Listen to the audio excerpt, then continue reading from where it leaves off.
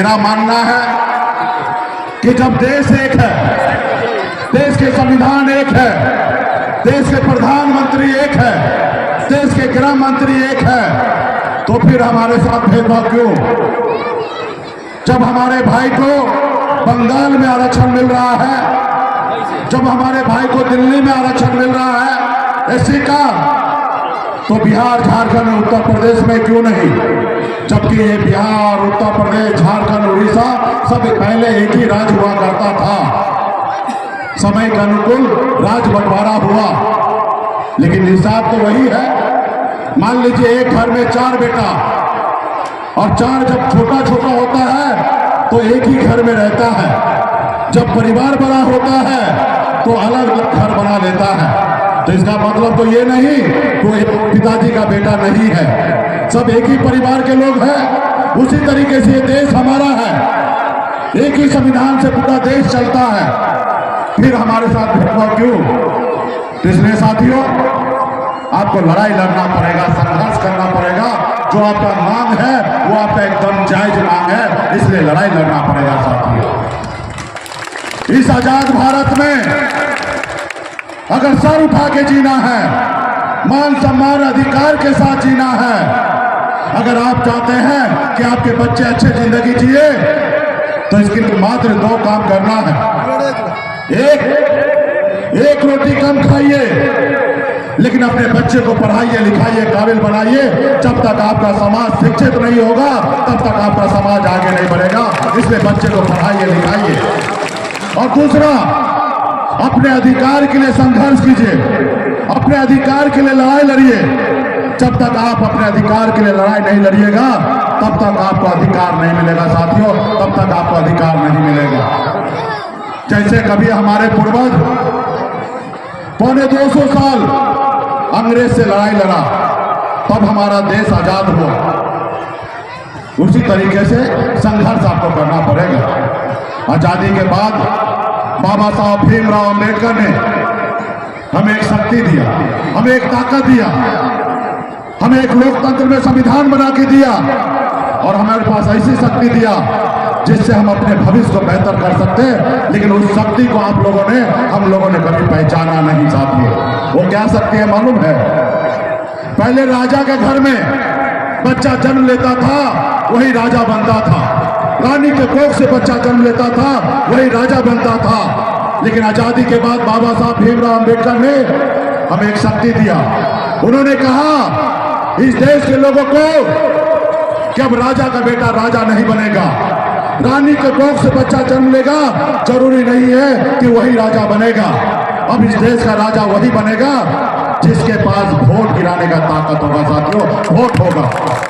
चाहे गरीब मजदूर किसान का बेटा हो या मल्ला का बेटा हो, अपने वोट के दम पर राज्य का मुख्यमंत्री और देश का प्रधानमंत्री बन सकता साथियों, प्रधानमंत्री बन सकता है। लेकिन अफसोस की बात है, आप और हम वो ताकत को नहीं समझ पाए, और जो लोगों ने वो ताकत को समझा, वो समाज कहां से कहां पहुंच गया। आप देखिए, जैसे हमारे लालू प्रसाद यादव जी, बहन मायावती जी, उत्तर प्रदेश के नेता मुलायम सिंह यादव जी, हमारे बिहार के दलित के नेता स्वर्गीय पासवान जी, ये लोग भी गरीब घर में जन्म लिया, संघर्ष किया, अपने वोट को ताकत को समझा, और अपने हक अधिकार के लिए उन्होंने लड़ाई लड़ा। जब लालू प्रसाद जी दल बनाए तो उनके लोगों ने उनको साथ दिया। जब उनके लोगों ने उनको साथ दिया तो उनके दल को बल मिला, और जब दल को बल मिला तो 15 साल बिहार का मुख्यमंत्री लालू प्रसाद यादव जी थे। और जब बिहार के मुख्यमंत्री थे तो उनको दल को बल मिला, तो उनके समाज का हर समस्या का हल हुआ साथियों, हल हुआ। और ये पैसे के दम पे नहीं हुआ, ये कोई पैसे के दम पे नहीं हुआ, ये वोट के दम पे साथी, वोट के दम पे हुआ। उसी तरीके से आपको भी अपना वोट को ताकत को समझना पड़ेगा, आपको संघर्ष करना पड़ेगा, लड़ाई लड़ना पड़ेगा। आप बताइए ना, आज निषाद का बेटा आरक्षण लेने के लिए 77 साल के बाद भी आज लड़ाई हम लड़ रहे हैं। आरक्षण की लड़ाई लड़ रहे हैं। आप बताइए, 77 साल बीत गया और आज भी हम संघर्ष कर रहे हैं।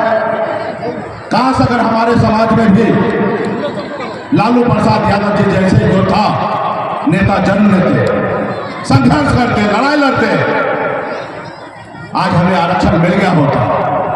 और जब हमें आरक्षण मिल गया होता तो क्या लाभ होता मैं बताता हूं। आज निषाद का बेटा यूपी, बिहार, झारखंड में एक भी निषाद का बेटा कलेक्टर नहीं है। अगर हमें आरक्षण मिल गया होता तो आज निषाद का बेटा कलेक्टर होता, एसपी होता, एसडीओ होता, बीडीओ होता, सीओ होता, डॉक्टर होता, इंजीनियर होता, लेकिन नहीं है। तो इसका दोषी कौन है? इसका दोषी वो जो दिल्ली में बैठे हैं, वो दोषी है। और दूसरा दोषी कौन? दूसरा दोषी आप और हम हैं कि हम अपने हक अधिकार के लिए संघर्ष नहीं किया, लड़ाई नहीं लड़ा।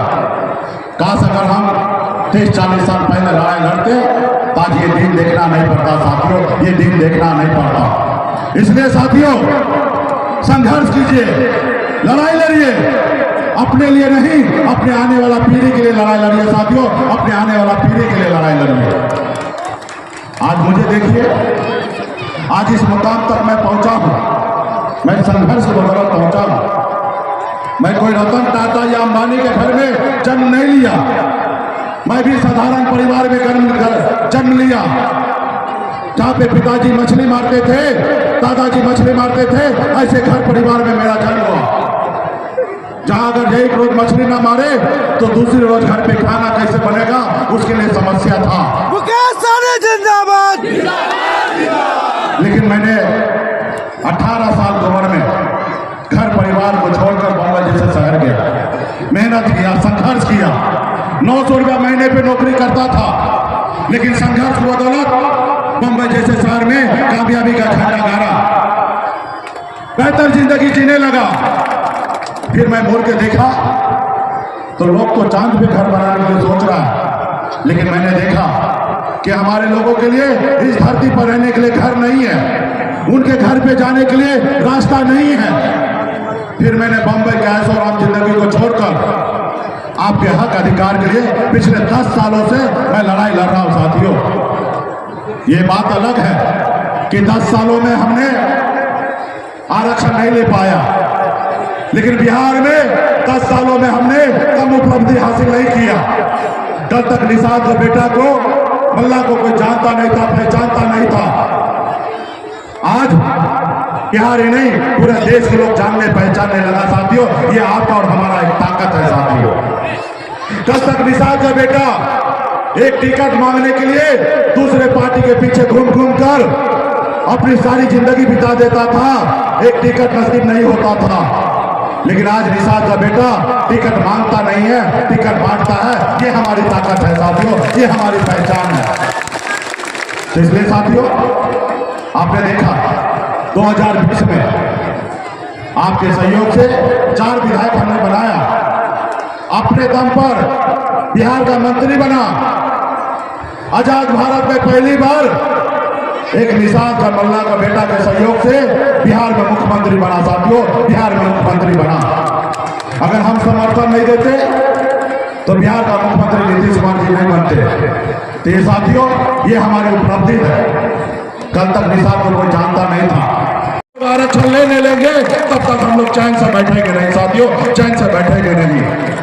अगर भाजपा बाहर है तो हम भी दशरथ माझी हैं, जब तक तोड़ेंगे नहीं वो तब तक छोड़ेंगे नहीं साथियों, तब तक छोड़ेंगे नहीं। इसलिए साथियों, आइए मजबूती से लड़ाई लड़िए। और हम तो उस कुल खानदान के लोग हैं जहां हमारे पूर्वज भगवान श्री राम को पार लगाए थे। हम उस केवट महाराज के वंशज हैं और भगवान के सहयोग से इस बार भी हमारे पास नाव ही है, चुनाव चिन्ह। इस नाव पे जिसको बैठना है वही दिल्ली तक पहुंचेगा साथियों, वही दिल्ली तक पहुंचेगा। और हम पहले वाला केवट महाराज नहीं है कि हम कहेंगे कि प्रभु आपको हम यहाँ पार लगा देते हैं और आप वहां पे हमको पार लगा दीजिएगा। हम इतना गलती करने वाला नहीं है साथियों। हम तो कहेंगे भाई, अगर तुमको अगर पार लगना है तो नाव पे बैठने से पहले तुम आरक्षण लागू करो, वरना नाव पे बैठने नहीं देंगे साथियों, नाव पे बैठने नहीं देंगे। अब कहीं अगर तुम जबरदस्ती करोगे तो बीच नदी में लेकर जाके अब नाव को पलटी मार देंगे तो डूब जाओगे वहीं पे। हम तो केवट के संतान हैं, हम पार लग जाएंगे। इसलिए साथियों 2024 का चुनाव है, मोदी जी को प्रधानमंत्री बनना है और कांग्रेस पार्टी के राहुल गांधी जी को प्रधानमंत्री बनना है। ना ही आपको बनना है ना मुझे बनना है, हमें तो सिर्फ आरक्षण चाहिए। तो इसलिए साथियों हमारा नारा है आरक्षण नहीं तो गठबंधन नहीं, गठबंधन नहीं तो वोट नहीं, अब वोट नहीं तो दिल्ली का सरकार नहीं। साथियों दिल्ली का सरकार नहीं। इसके लिए मजबूत इरादा के साथ सभी को संकल्प करना पड़ेगा कि हम अपने आने वाला पीढ़ी के लिए लड़ाई लड़ेंगे। उनको बताना पड़ेगा कि मोदी जी हम आपके साथ नहीं हैं, अगर हम साथ हैं तो हम अपने बच्चे के साथ हैं, हम अपने बच्चे के भविष्य के साथ हैं, हम तुम्हारे साथ नहीं है। उनको बताना पड़ेगा और जब उनको आप बताएंगे तो उनको एहसास होगा और जब एहसास होगा तो आपका आरक्षण लागू करेगा। साथियों आरक्षण लागू करेगा क्योंकि वो लोग जो है बहुत चालाक है, उनको पता है कि जब आप अपना वोट बेच सकते हो तो आपको राजा क्यों बना। आपके पास बहुत पैसा है, आप देखते होंगे टीवी मीडिया में वो बनाया हुआ सरकार गिरा देता है, वो बनी हुई सरकार गिरा देता है, विधायक खरीद लेता है, सांसद खरीद लेता है, आपका वोट खरीद लेता है और राजा बन जाता है। तो इसलिए साथियों संकल्प लेना पड़ेगा कि हम हर हाल में एक रोटी कम खाएंगे लेकिन बच्चे को पढ़ाएंगे लिखाएंगे।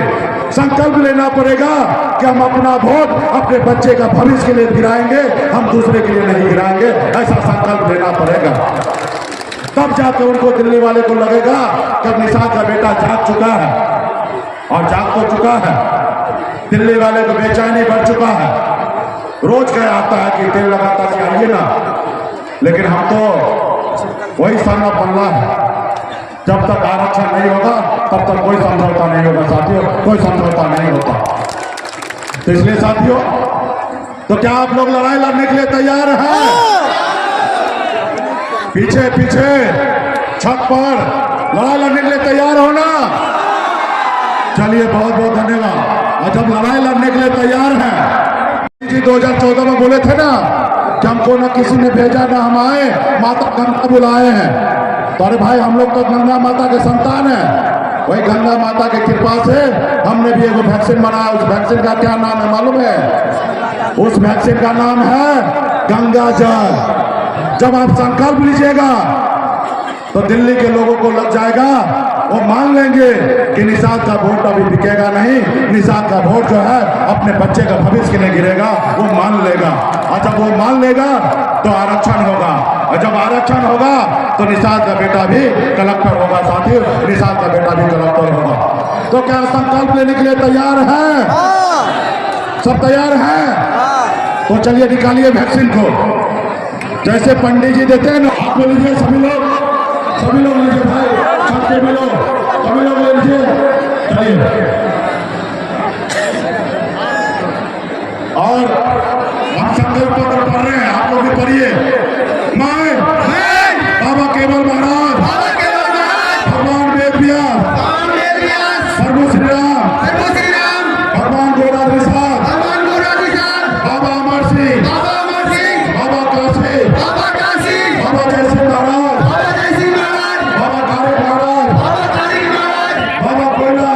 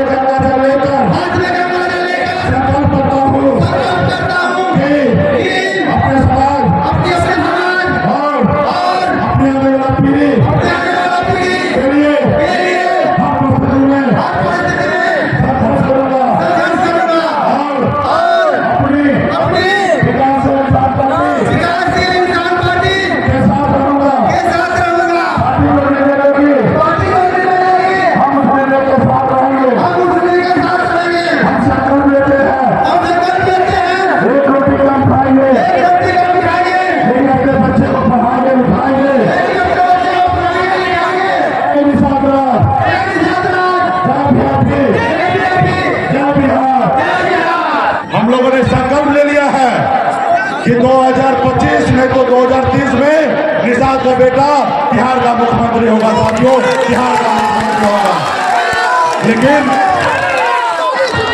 लेकिन इसके लिए मेहनत करना पड़ेगा, इसके लिए मेहनत करना पड़ेगा। और मेहनत क्या करना पड़ेगा? अपने वोट को ताकत को समझ कर रहना पड़ेगा। जैसे हमारे यादव भाई कैसे अपने वोट के लिए मजबूती से लड़ता है, वैसे आपको भी अपने वोट के लिए मजबूती से लड़ाई लड़ते रहना है। तमाम हमारे सभी युवा साथी को बहुत बहुत धन्यवाद देता हूँ। बहुत बहुत धन्यवाद।